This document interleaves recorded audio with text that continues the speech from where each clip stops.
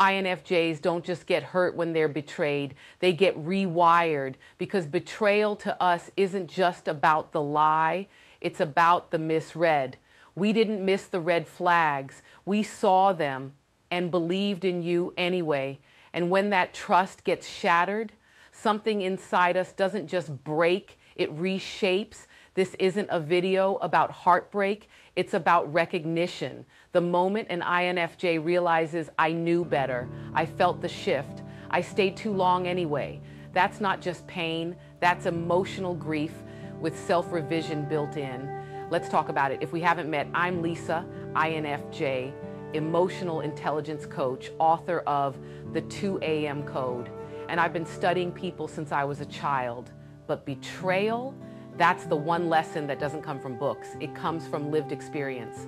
And INFJs, we don't just remember the betrayal, we archive the energy it came with.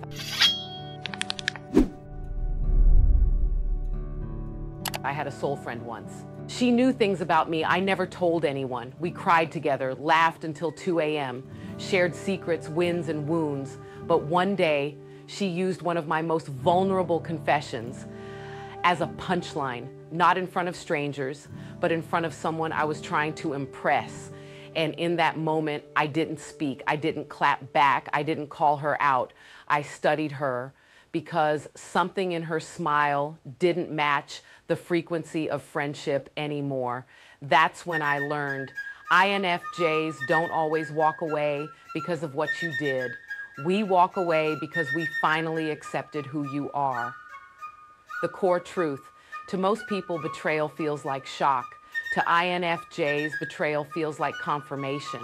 We already felt the shift. We noticed the distancing, the delay in texts, the micro hesitations, the subtle withdrawal of warmth.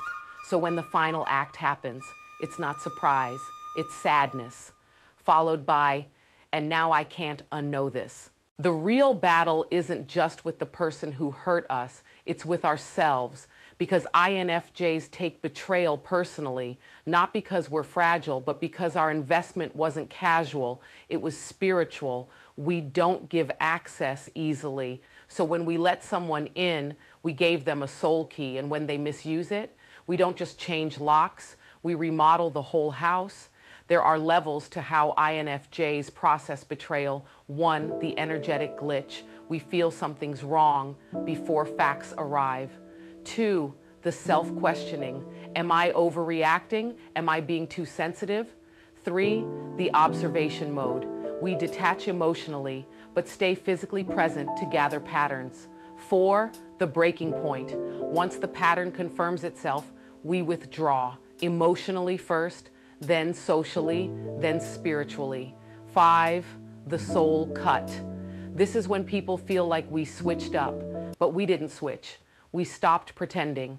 I used to stay in friendships, in workplaces, in dynamics that drained me because I wanted to believe the good part was the real part. But what INFJs eventually realize is a good moment can't override a long pattern. You can't build intimacy on inconsistency, and you can't build trust with someone who weaponizes your softness. So now, when someone betrays me, I don't retaliate, I don't beg, I don't explain my absence, I just disappear with dignity. INFJs don't get bitter, we get reclusive, because betrayal, especially by someone we deeply loved or trusted, shakes our entire framework for connection. It forces us to examine every missed gut feeling, ignored signal benefit of the doubt we gave. It becomes less about why did they do this and more about why didn't I trust what I felt. That's what hurts the most, not their behavior, but our temporary blindness to our own radar.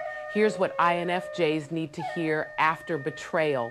You didn't misread them. You just hoped you were wrong. There's no shame in loving deeply. There's power in recovering wisely.